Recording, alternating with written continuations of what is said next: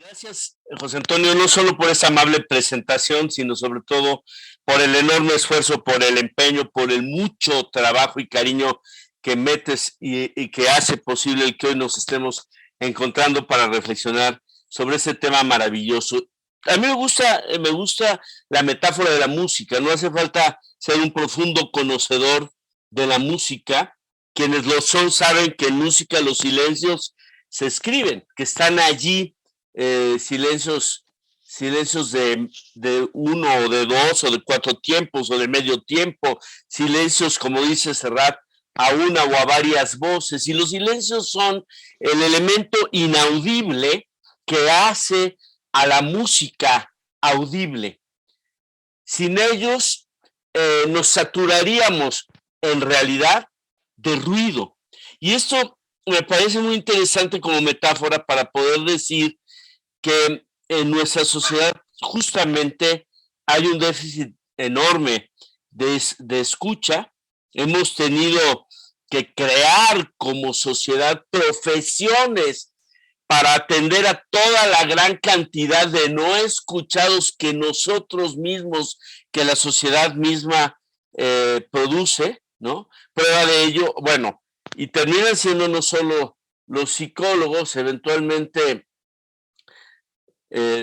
los taxistas, los peluqueros, etcétera, eh, desarrollan o no, pero esa capacidad, pero tienen siempre la vocación de atender a esa cantidad de no escuchados, ese déficit de escucha. Si quieren hacer alguna prueba empírica de esto, llámenle hoy terminando esto a un amigo, una amiga y pregúntenle cómo estás. Te hablo para saber cómo estás y van a ver la sorpresa y van a ver la maravilla. Y si logran ustedes generar las condiciones, lo que Rogers llamaba las condiciones básicas de la comunicación interpersonal, algo de congruencia, algo de empatía, algo de compasión, verán ustedes, algo de aceptación incondicional, verán ustedes que el otro normalmente necesita hablar. Aquí dicho un tanto cuanto en broma, pero lo saben quienes son sacerdotes, religiosas, esa enorme necesidad y a veces ensayan trucos de escapismo los pobres porque nos vamos los fieles como moscas en el fondo en una enorme necesidad de ser escuchados. Todo eso nos habla de la necesidad del silencio y de la escucha. Pero yo lo que voy a tratar de poner en estos minutos a la consideración de la mesa, a la consideración de todos, es que a veces caemos en un equívoco muy grande cuando no diferenciamos los distintos silencios. Me voy a atrever a decir que hay silencios positivos, pero que no todos lo son. Voy a hablar de 2 silencios alarmantes y 4 imprescindibles, de tal manera que no hablemos indistintamente de una cosa y de otra. Dicen que en tiempos interesantes de confusión viene bien la precisión en los conceptos que facilite después las cosas. ¿Cómo puede haber silencios, vamos a decirlo así, silencios no deseables en este entorno al que yo me he referido? En primer lugar, me voy a referir al silencio de los silenciados, a aquellas voces que deberían de ser escuchadas para promover la justicia, pero que desgraciadamente acallamos, es decir, no les damos la oportunidad siquiera de la palabra. Octavio Mondragón, que es un teólogo pasionista mexicano, nos dice: una injusticia en la sociedad no es simplemente un problema al que hay que dar una solución legal, es el estruendoso rumor del caos deshumanizador que invade el mundo de los seres humanos, es algo que hiere mortalmente la vida en común. Entonces, evidentemente, este silencio, el de los silenciados, el primero de los que expondré, y por supuesto que no es una lista exhaustiva, simplemente busca provocarnos a quizás hablar de los silencios o a precisar a cuál nos referimos, evidentemente no es deseado. Y hay un segundo que literalmente escandaliza, es decir, que nos pone una piedra de tropiezo en nuestras vidas y que evidentemente es un silencio eh, no deseado, es un silencio de denuncia. El último silencio socrático, el silencioso ayuno de Gandhi, el silencio de nuestro Señor frente a Pilatos, el de su crucifixión, son silencios que finalmente denuncian la obsolescencia de una manera de comprender el mundo. Me llamó la atención que estemos hablando de una crisis de época, de una crisis civilizatoria, algo que ha puesto frente a nuestros ojos la pandemia, pero que no viene desde la pandemia, es que ya entendimos que no vamos a estar como estábamos, sabemos cómo fue el orden de cosas previo, sabemos que llegaremos a algo que será diferente necesariamente en lo cotidiano y en lo profundo, pero todavía no sabemos cómo va a ser.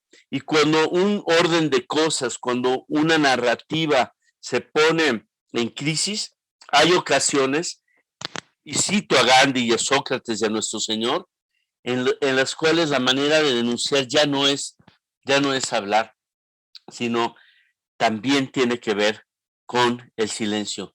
Ya es callar como quien dice y como quien marca el límite de un sistema de cosas. El humor, kierkegaardianamente hablando, está también situado en esa frontera norte, vamos a decirlo así, de un sistema lingüístico. Cuando irrumpimos en una sonrisa, cuando tenemos esa capacidad de reír, sobre todo de reír de nosotros mismos, Kierkegaard, el gran filósofo danés, nos diría, estamos tomando distancia desde un punto, desde un valor espiritual que es el que nos hace posible ese, eh, esa frontera del lenguaje que es también el humor.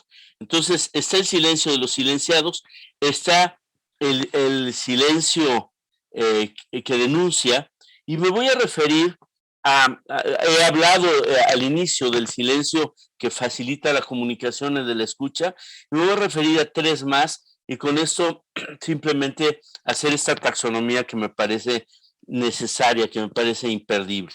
En primer lugar, el silencio creativo. Los neurofisiólogos, los neuropsiquiatras, las teorías diversas que han estudiado el proceso creativo, caen en la cuenta de que la creatividad requiere un abandono psicológico del campo, requiere un momento en el cual paradójicamente la persona creativa no está concentrada en la resolución de un problema para que después venga el chispazo que luego tenemos que concretar con un 99% de trabajo, diría Alba Edison. Es un proceso análogo al proceso de la memoria. Entonces dices, ¿cómo se llama? ¿Cómo se llama? ¿Cómo se llama esta persona? Y dices, yo ya no me voy a acordar. Y una cuadra después caminando dices, ya sé cómo se llamaba. Tuviste que abandonar la pregunta para trabajarla en otra región de tu cerebro para que surgiera la idea. En la creatividad pasa lo mismo. Un enorme escritor mexicano que murió prematuramente y lastimosamente, el gran Nacho Padilla, decía textualmente, escribo siempre desde el silencio, porque el silencio es la masa primigenia de donde sale el verbo. Creo que sin el silencio tan privado y a la vez tan de todos no sería posible el acto creativo. Pues la creatividad en general es el arte de unir a los hombres con sonidos y silencios, eso que algunos llamamos y queremos seguir llamando la auténtica música de las esferas. Esto decía mi compadre entrañable Nacho Padilla. Hay pues en el proceso creativo un momento de silencio, por eso Eckhart Tolle dice, los científicos no son creativos y el problema no es que no sepan pensar, sino que no saben dejar de pensar, decía Eckhart Tolle. Entonces hay el silencio de la creatividad, ¿no? Hay el silencio del asombro. Y eso a mí me parece fundamental. Heidegger inicia su metafísica. Esta es la intuición metafísica y este es el principio de toda filosofía. Heidegger inicia su metafísica diciendo: asombrado soy. Soy pudiendo no haber sido, dice Heidegger. Es fascinante. Porque esto es, Elizabeth, no solo el silencio, perdón, o el asombro frente a lo extraordinario en esta sociedad regida por el precio, es decir, por la oferta y la demanda. Muchas veces nos asombra solo lo distinto, lo extraordinario.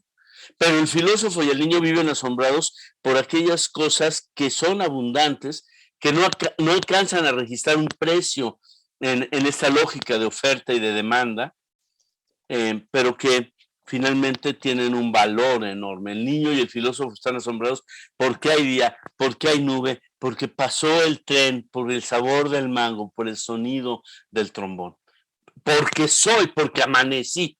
Ese es el asombro radical en el que Heidegger funda su filosofía, pero más allá, en el que se funda la filosofía. Un filósofo sin asombro, un filósofo sin silencio no es tal. Y termino mi intervención y ese intento de, digamos, de taxonomía del silencio, con el silencio que invita a ella a ser completada por ustedes y que solamente es un principio, una provocación para el grupo y para la mesa. Por supuesto, con el silencio de los místicos, que es considerado por quienes lo han experimentado como un máximo tesoro y como una bendición. En la tradición católica, y eso es algo de lo que ha dado cuenta últimamente Alexander Satirka, pero antes, bueno, obviamente lo han hecho muchos antes. Estoy pensando en el gran Thomas Merton. Hay una tradición ininterrumpida de oración contemplativa desde los padres del desierto, ¿sí? Y es fascinante poder creer que esto está aquí. Vuelvo a Octavio Mondragón y que describe este silencio como un estado de asombro ante lo último y definitivo. Quizás es cercano al silencio metafísico, al asombro filosófico, pero va más allá porque dice ante aquello que está más allá de toda cosa y acontecimiento y que es el origen de todo lo que existe y de todo lo que puede y debe ser y acontecer. Luis Vergara, mi maestro, a quien hoy precisamente por una razón personal tengo muy, muy presente en mi corazón, se refería al silencio místico como el otro silencio, innombrable, al que paradójicamente, cito, se le conoce con muy diversos nombres. Es la experiencia mística y es la iluminación. Es el Kensho, el Satori, el Tao, el Nirvana, es el Suntaya de la tradición Mahayana, gran vehículo del budismo. Especulo con atrevimiento, la zarza que ardió sin consumirse, la perla de gran precio, el tesoro escondido y lo que aconteció un día en el camino de Jerusalén a Damasco. Especulo con aún mayor atrevimiento y me pregunto, ¿es acaso el reino? Muchos de nosotros, yo estoy seguro que cuando el gran teólogo jesuita Karl Rahner se atreve a decir el cristianismo del siglo XXI será místico o no será, una frase que hemos escuchado, se refería a que necesitamos todos cultivar este silencio en el que como creyentes podemos decir, no nos encontramos con la nada, sino precisamente tenemos un encuentro de persona a persona. Esa es la especificidad de la oración contemplativa en el modo cristiano.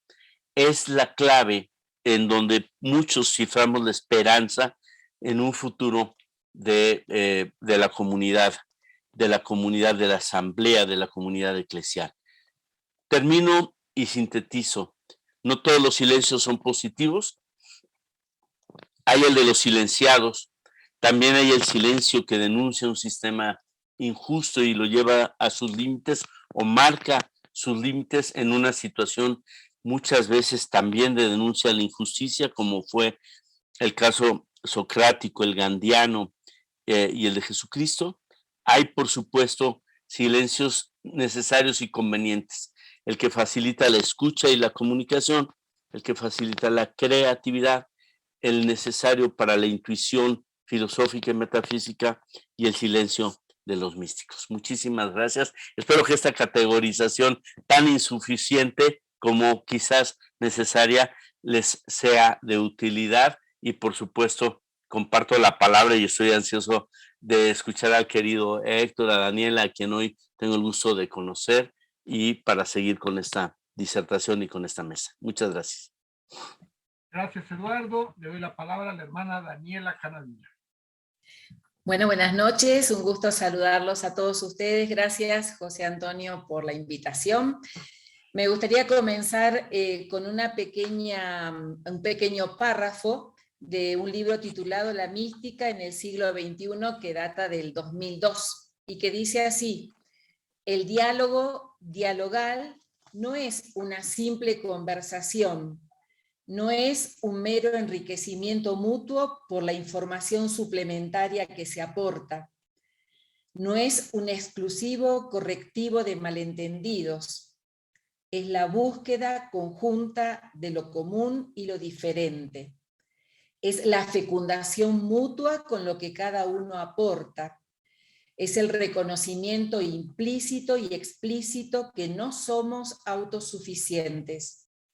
Dios es quien hace posible que el diálogo sea algo más que un estéril cruzarse de dos monólogos.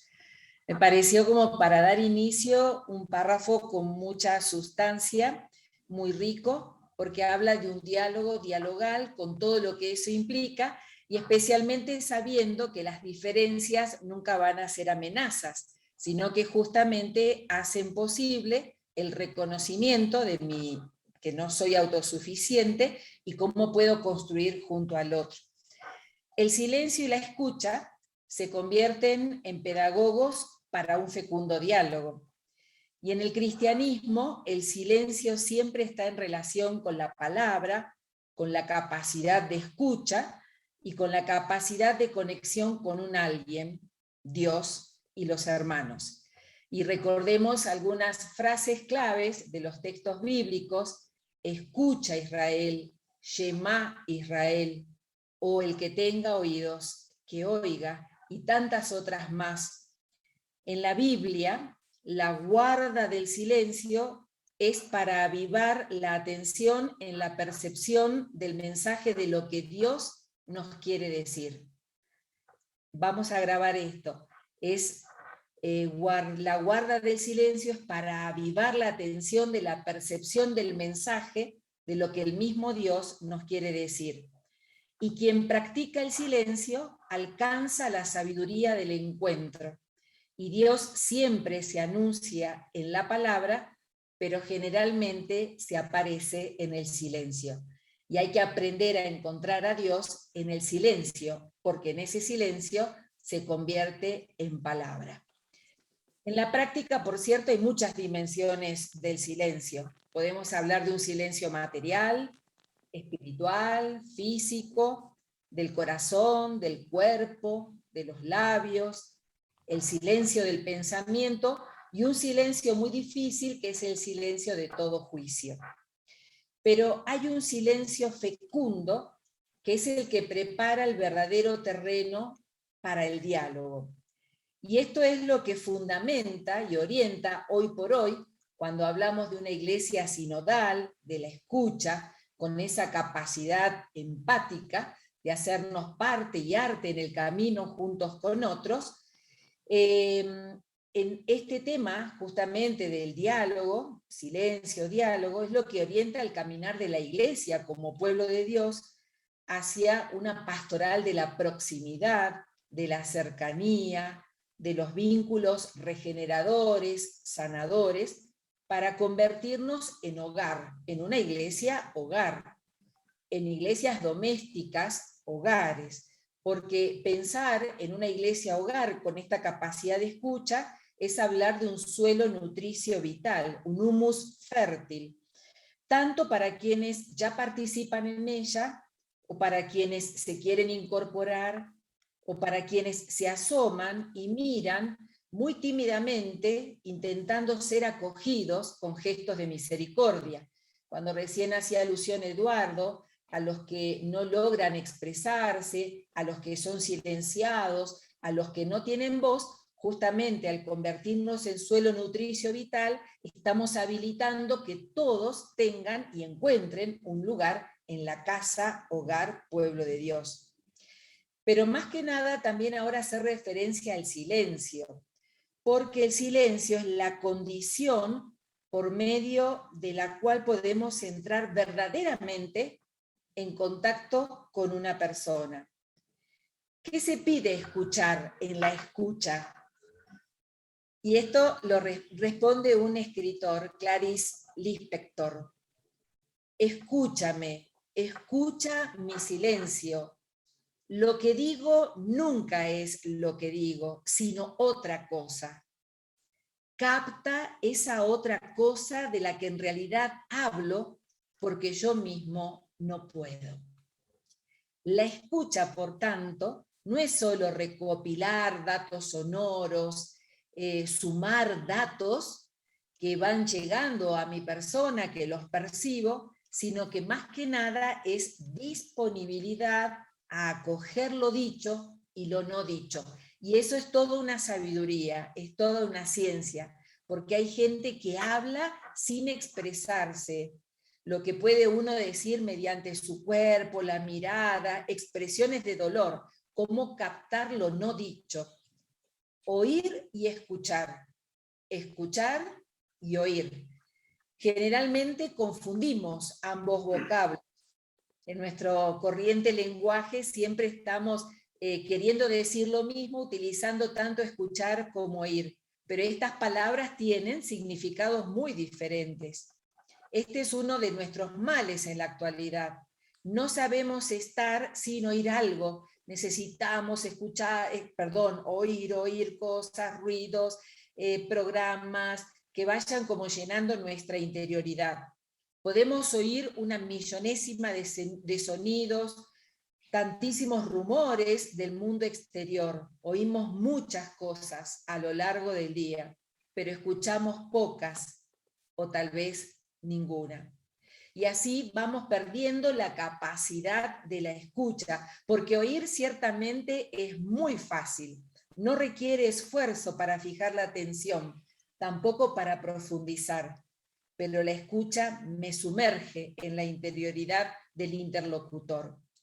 Escuchar es una actividad realmente interior que asimila, que se identifica con lo que recibo. Se escucha a la persona, se escucha con el corazón. Y cuando se habla de diálogo, hacemos referencia a esa forma de relación, de conversación, que permite, y esto creo que es lo más lindo, expresarnos como somos, con lo que somos. Y expresar algo, que una persona logre expresar algo, es liberar la presión de lo que contenemos dentro, en nuestro espacio interior, y que precisamos, por cierto, compartirlo. Y así el diálogo se transforma, momento a momento, minuto a minuto, en un espacio para poder comunicarnos con autenticidad. El diálogo siempre será genuino si existe la intención de dialogar, por lo cual supone disposición a la escucha y un empatizar con las palabras que escucho y con los mensajes, también gestuales. La escucha, por tanto, va a requerir entrenamiento, ejercicio. El Papa Francisco, frente a situaciones de conflicto, ha expresado que existe el riesgo de no querer dialogar. Hoy lo vemos en lo que estamos viviendo frente a Ucrania y Rusia. Y también cuando no queremos dialogar, ¿qué hacemos? elegimos atajos en vez de los caminos lentos que supone el diálogo.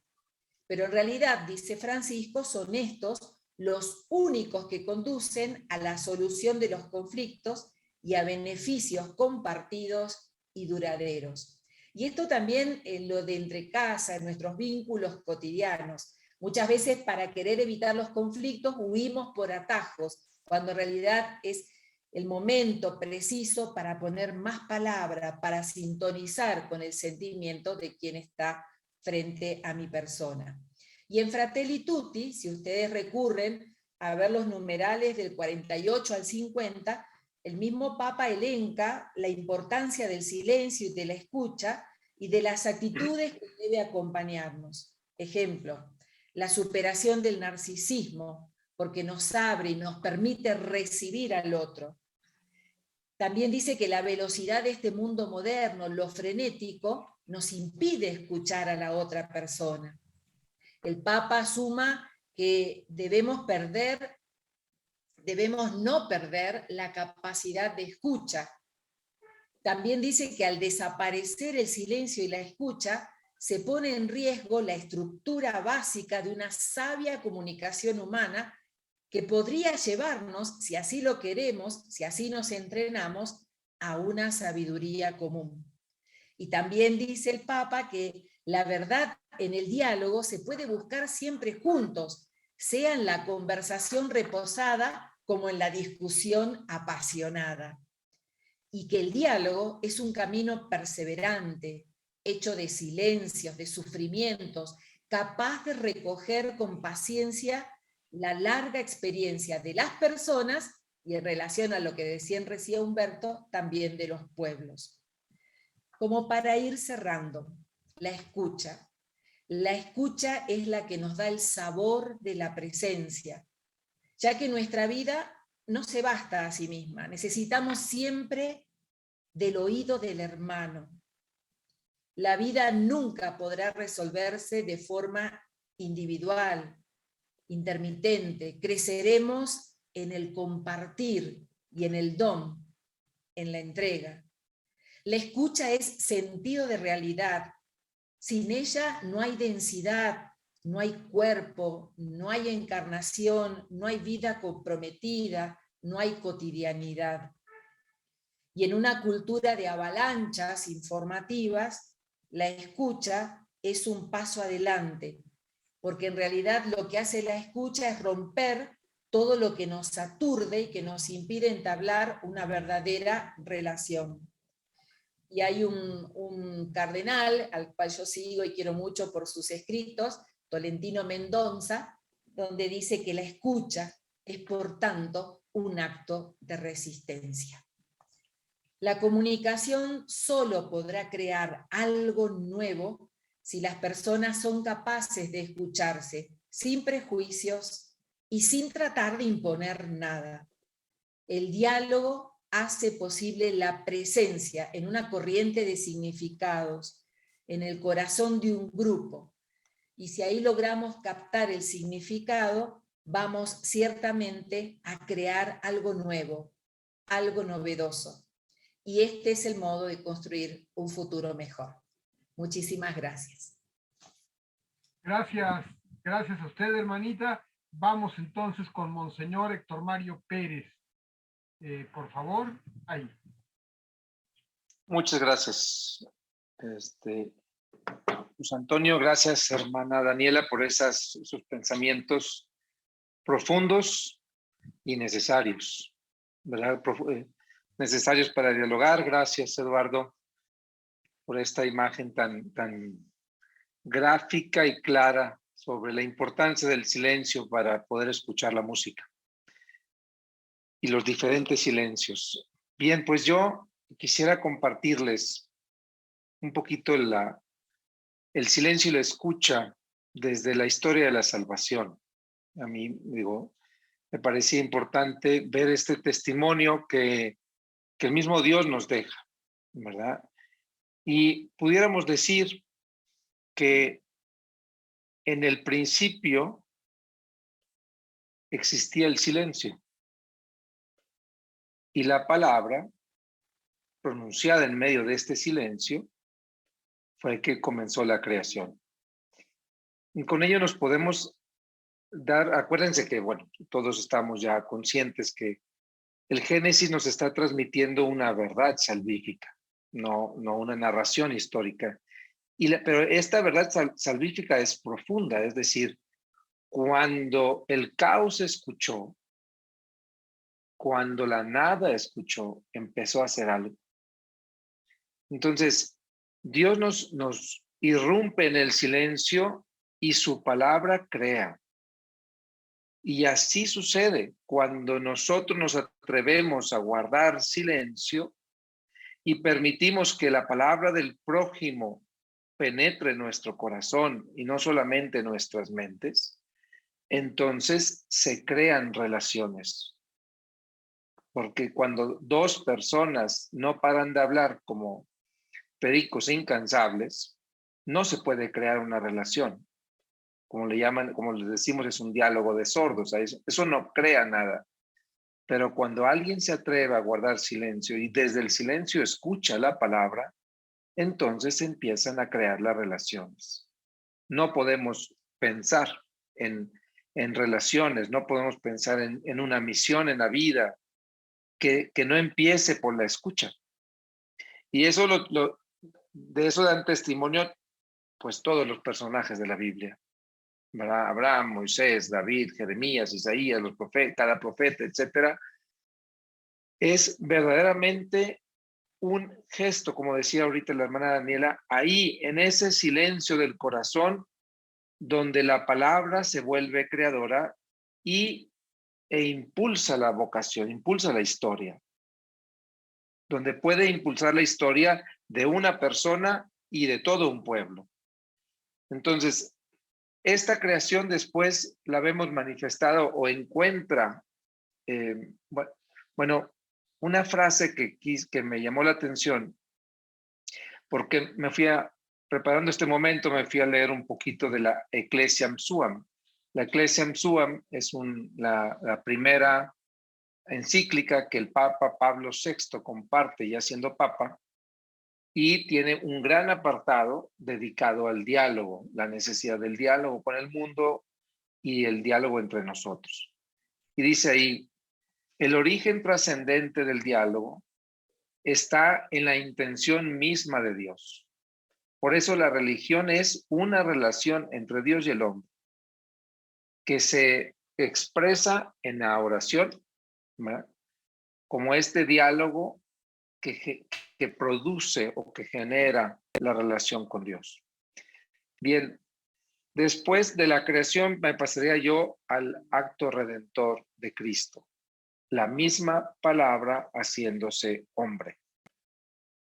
Y me llama la atención al meditar este pasaje de San Juan, como inicia el prólogo de San Juan, en el mundo estaba y el mundo fue hecho por ella, por la palabra, y el mundo no lo conoció, pudiéramos poner no lo escuchó. Vino a su casa y los suyos no lo escucharon. La traducción correcta es recibieron, pero el día de hoy creo que vale esta pretensión de interpretación. Y dice, pero a todos los que lo recibieron o escucharon, les dio el poder de hacerse hijos de Dios. Y a mí, al leer este prólogo, yo preguntaba, bueno, ¿y quién fue el que sí escuchó? Y el que sí escuchó fue el pobre, el herido, el descartado, el pecador, el pagano. Las únicas dos veces que Jesús exalta la fe de alguien son personas que no son judías, que no son del pueblo de Israel. Entonces, a mí me revela esto como cuando te sientes autosuficiente, dejas de escuchar. Lo decía la hermana Daniela ahorita, ¿verdad? La autosuficiencia nos ensordece. El pensar que estoy completo y que no necesito del otro para existir plenamente me ensordece. Y por eso quienes escucharon la palabra fueron quienes no se sentían autosuficientes por sus obras, por sus rituales, por sus prácticas, por su pertenencia al pueblo de Israel, sino aquellos que se sentían necesitados de ser complementados, completados por alguien más. Ellos son los que abren el corazón a la escucha. Ellos son los que dejan que la palabra creadora se vuelva palabra redentora. Y por eso cuando nosotros nos vamos a acercar a un diálogo, hablamos en el día de hoy de que el silencio y la escucha hacen posible el diálogo. Este es el título o el tema que creo que nos compete. Bien, pues ese silencio solamente va a ser posible cuando yo comprenda que no estoy completo, que me falta la palabra del otro para poder completar mi verdad. No es déjame convencerlo de una idea, sino déjame enriquecerme de una experiencia vital, a través de la cual nos habla Dios, porque bien lo sabemos nosotros que mi prójimo es un instrumento de la palabra de Dios. Dice también el Papa Pablo VI, describiendo las características de este diálogo, dice: el diálogo debe de ser abierto, que nazca de la caridad, que no hable solamente con los que lo merecen, porque Dios vino, dice, no necesita el médico los que están sanos, sí, los que se sienten satisfechos. Un diálogo que no obliga a nadie, sino que se abre a esta experiencia de acogida enriquecedora, ¿verdad? Y que incluso cuando es rechazado, se atreve a callar. Y esta idea que me golpeó mucho al estarla meditando, porque la palabra se hizo carne, pero su gesto, el gesto salvífico de la palabra, el gesto salvífico de Jesús, más trascendente, más importante, fue su silencio. Fue su silencio en la cruz. Fue el silencio primero, previo, cuando escuchó a aquella mujer que le reclamaba las migajas de la mesa. Fue el silencio que escuchó a la samaritana y que pudo meterse en su verdad y poder desde su verdad iluminar su camino. Fue el silencio de su oración que permitió que el Padre penetrara su corazón, pero sobre todo fue su silencio en la cruz. Cuando ya dijo, no tengo que decir una palabra más. Y el silencio de Jesús en la cruz, cuando le gritan, si eres el Cristo, sálvate a ti mismo. Si eres el Mesías, bájate de la cruz. Si Dios te protege, que te salve en este momento. Dice, y el crucificado guardó silencio. Y ese silencio es un silencio de amor. Es un silencio de amor. Y aquí quisiera citar ahora al Papa Francisco, porque dice el Papa Francisco en una homilía que compartió en septiembre del 2018, dice: silencio y oración. Con las personas que no tienen buena voluntad, con las personas que buscan solamente el escándalo, que buscan solamente la división, que buscan solamente la destrucción, incluso dentro de nuestras familias. Dice,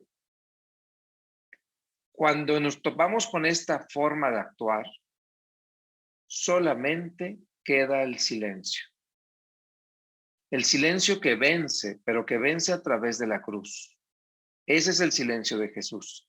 Dice, ¿cuántas veces en las familias empiezan las discusiones sobre la política, el deporte, el dinero, y una vez y otra vez las familias terminan destruidas en estas discusiones interminables en las cuales se ve, dice el Papa Francisco, que el diablo está ahí queriendo destruir? Dice, en estas situaciones vale más decir lo tuyo y callar, porque la verdad es mansa, la verdad es silenciosa, la verdad no es ruidosa. No es fácil lo que hace Jesús en la cruz, pero está la dignidad del cristiano en ello, en el silencio, que está anclada en la fuerza del silencio del crucificado, que después Dios que a través de la cual Dios se manifestó. Entonces, este silencio salvífico, creo yo, que a veces es el que más nos cuesta. ¿Por qué? Porque siempre queremos manifestar nosotros nuestra razón. Pero cuando nos topamos con oídos sordos, a veces trae más, provoca o crea un mejor lazo, una mejor relación, el silencio que la palabra. Sin embargo, la misión de la iglesia es la palabra. La iglesia existe para anunciar a Cristo. Y dice en la Dei Verbum, la palabra de Dios la escucha con devoción y la proclama con valentía este santo signo. Fíjense cómo, y esto es súper interesante, los padres sinodales en el Concilio Vaticano II dicen, primero se escucha y después se anuncia. Dice el Papa Pablo VI en Ecclesiam Suam, hace falta aún antes de hablar, escuchar la voz y el corazón del hombre y comprenderlo y respetarlo y donde lo merezca secundarlo. Hace falta hacerse hermanos de los hombres en el mismo hecho con el que queremos ser sus pastores, sus padres y sus maestros. Bellísimo de Pablo VI en este escrito de hace ya 1964 escribe esto. Pero en verdad, nosotros los que queremos cumplir con la misión de anunciar la palabra en este diálogo fructífero que queremos traer en medio de la sociedad y ser testigos de diálogos constructivos, tenemos que comprender que antes de juzgar, condenar y después querer corregir y salvar a los demás con nuestra verdad, tenemos que aprender a escuchar el corazón del prójimo. Y eso solamente se hace si nos atrevemos a callar nuestros pensamientos, nuestros juicios, como lo decían ahorita, nuestro corazón, y solamente disponer y decir, bueno, ¿qué me está diciendo más allá de las palabras que estoy escuchando? ¿Qué está gritando? ¿Qué necesita? Porque el que quiere hablar con quien yo tengo enfrente, el que entabla el diálogo, es Dios. Dice en la Dei Verbum, en consecuencia dice, Dios invisible en su revelación dialoga con los hombres como amigos, movidos por un gran amor. Mora entre ellos y los invita al diálogo consigo y a entrar en su compañía. Esta es la revelación. Dios queriendo entrar en diálogo con el hombre. Nosotros, los cristianos, los católicos, desde la política, desde la evangelización, desde cada uno desde su trinchera, tiene que comprender que el que es el protagonista del diálogo con el corazón del hombre es Dios, no nosotros. Y nosotros somos sus servidores. Y entonces una doble escucha se nos impone. Escuchar a Dios y escuchar al hombre. Una doble fidelidad. Y para eso hay que aprender a guardar silencio y comprender lo que Dios le quiere decir a mi prójimo y no lo que mis ideas quieren imponerse sobre mi prójimo. Así y solo así podremos pensar en un diálogo que trascienda nuestros intereses, la violencia, el poder y construya un verdadero bien común entre nosotros. Muchas gracias.